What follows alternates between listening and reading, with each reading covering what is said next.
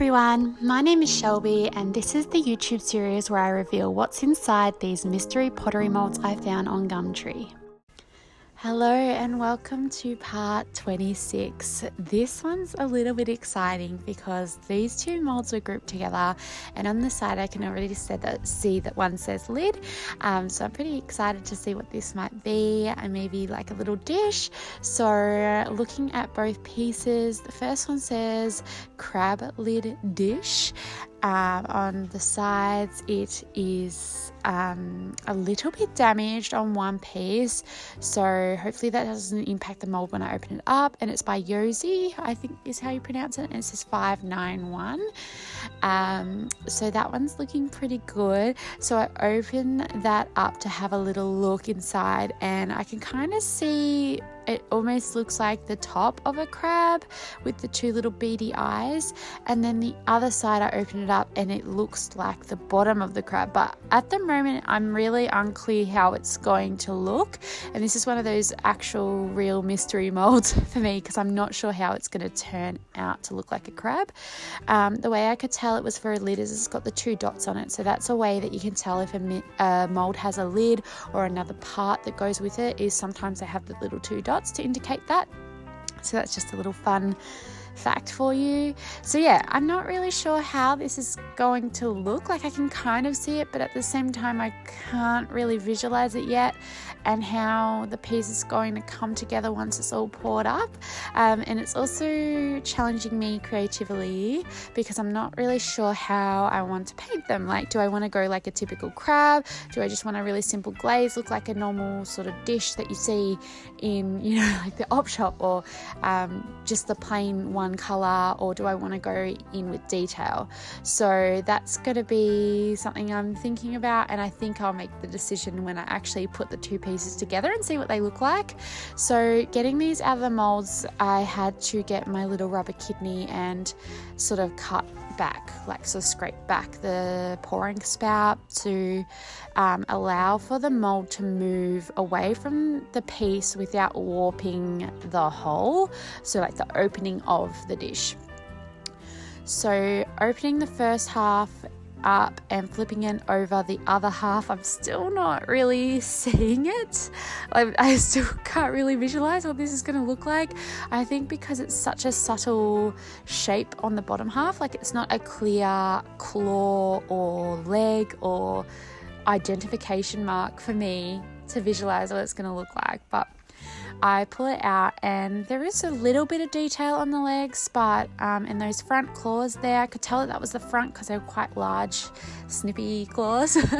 But yeah, I'll cut this off and see how it sort of sits, and hopefully it fits really nicely in the main part of it, like the lid sits nice and snug. So we'll give this a whirl.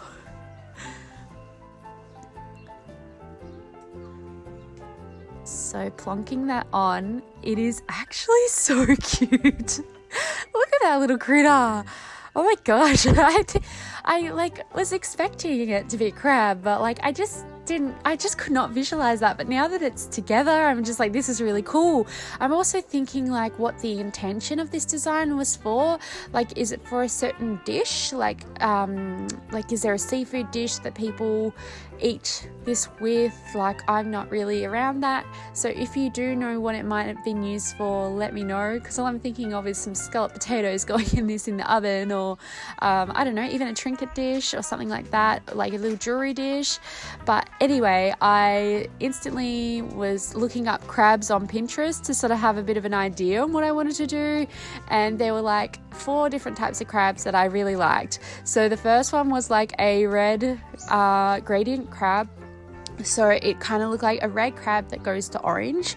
So I decided to do that gradient that I did in the frog reveal a few reveals back, and I did that by matching up the lid. So I painted the lid first and then popped it on top and then matched up the color to where it finished so that I could get the gradient correct on both pieces, so that when they're sitting on top of each other, the gradient starts and finishes at the same point.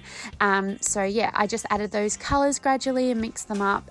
This video was an hour long before I edited it, so I have skipped a few gradients because I figured you can get the point of what I was doing and what the point of that was. So that's the first one.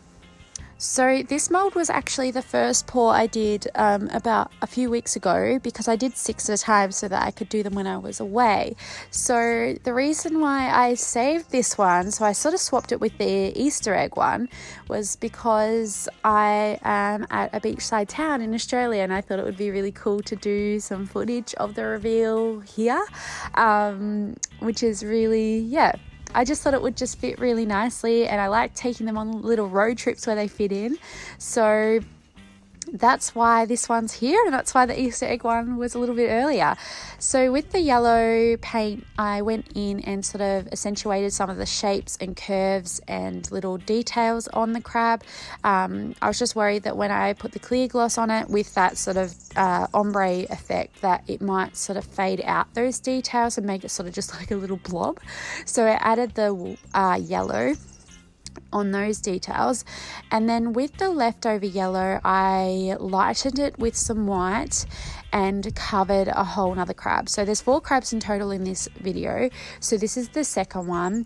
And with this one I decided that I was going to do sort of my style on it, and of course add some flowers, because that's just what I do. I add flowers to things and make them funky with some colourful blooms covered all over it. So I sketched out where I was sort of going to start the blooms, and then I just sort of went with the flow of painting on those.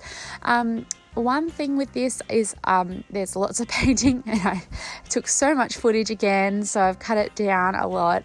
So you'll see I won't show you filming of some of the flowers, but with this I was painting the flowers and I was like, oh my gosh, it looks like barnacles and corals growing all over it, and I had major regrets instantly for not doing that, like not going full coral themed and just really challenging myself in that way, because I never really paint corals and like starfish and sea animals. I've never really done that, but I've always wanted to. I've just never had the opportunity to, because of my usual work isn't really sea related, and I just see sea sponges and corals as just a extension of the floral world in my eyes, but it's just underwater. Like I just see them as the underwater flowers. So major regrets not taking that route for this one, but next time if there's a sea mould,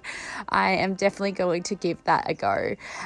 But regardless, I was still really happy with these flowers because it's always so much fun. I just thought, that was a missed opportunity, but still grateful and happy. So just enjoy the painting for a little bit, and then I'll tune back in when I'm up to the other two, because the process was a little bit different for these.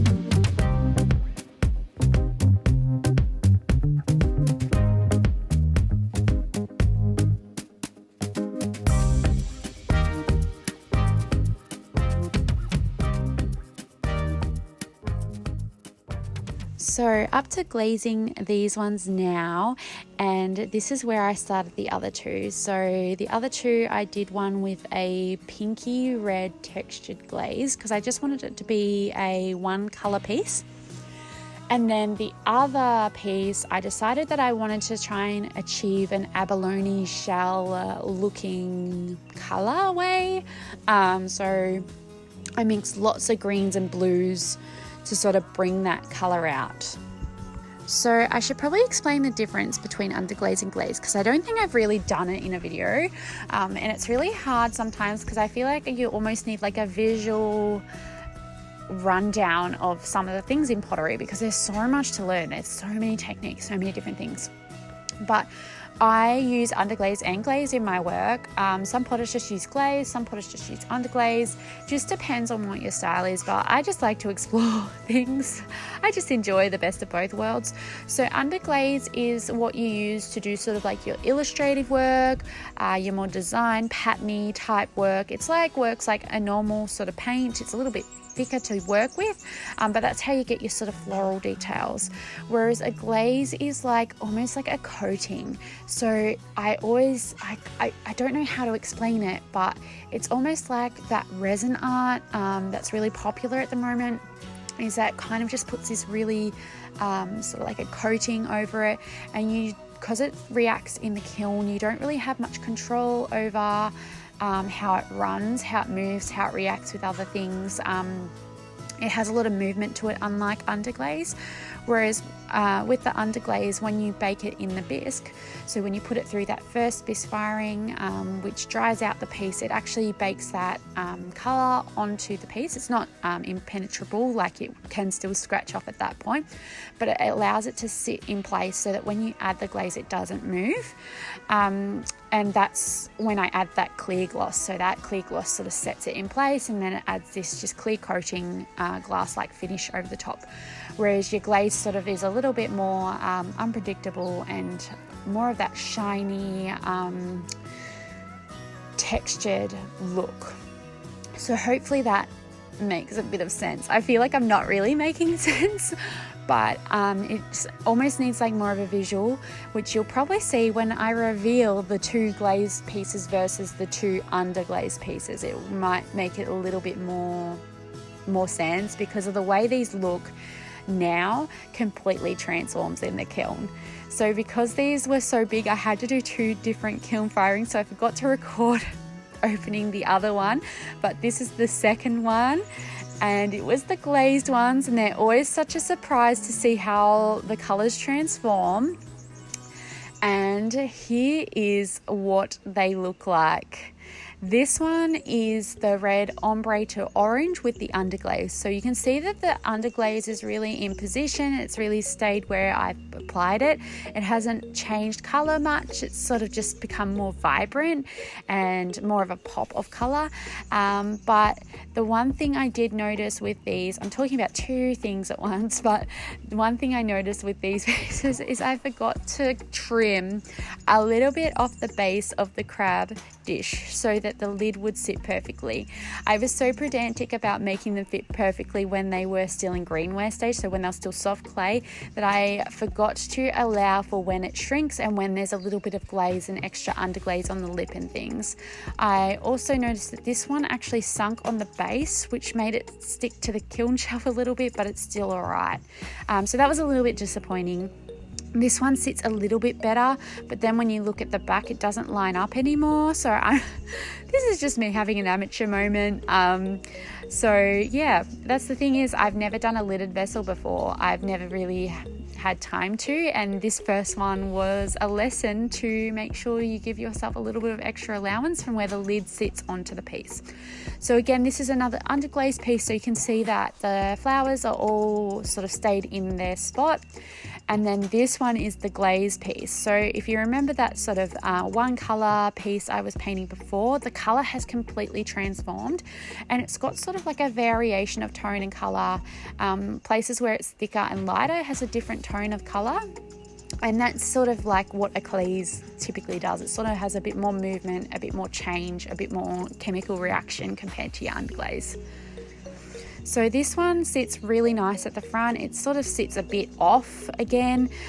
Because I did the 2 separate firings, I learned from the first mistake of the underglaze pieces and went through and tried to sort of sand back the pieces and also make sure there was no glaze on them, but they still warped a little bit. So I'm not really sure how I'm going to move forward, because I did try and fix the issue, but I think maybe just giving myself that extra little bit of allowance before I start painting and letting it dry out. The last one is the abalone shell, and this one is my absolute favorite. I love how all the glazes interact, how they all merge and swirl with each other. I think I really achieved that abalone look on the back. It looks incredible. I absolutely am obsessed, but I can't remember how I did it. Good thing I filmed it, because I'll look back and remember which glazes I used. But I also love how it's got a really clear resemblance with the ocean, so seaweed, sea life. I really like that look, and it's got a really lovely texture to it. And the best thing about this one is it's the only one that fit. The lid that sits perfectly on this one. So I'm not sure where I sort of went wrong, because before they went in there was quite a bit of there was enough gap between the red pinky one as well, they were both the same when they went in. So maybe just where they were positioned in the kiln, because the pink one was on the bottom shelf, maybe they both need to go on a top shelf in the kiln. I'm not sure. I'll have a play with it again. I'll probably have more lidded vessels in the molds anyway, but just a learning curve. Anyway, I think that they're all really beautiful. They've all got their own unique style, but I love them all in their own way. I think they all have a bit of value. I don't have a favourite, but I really love how that abalone shell came out. Here is a little stop motion I did at the beach, but let me know in the comments what you think of this piece, maybe what you would cook in it or use it for. I'd love to know, and make sure you subscribe for part 27.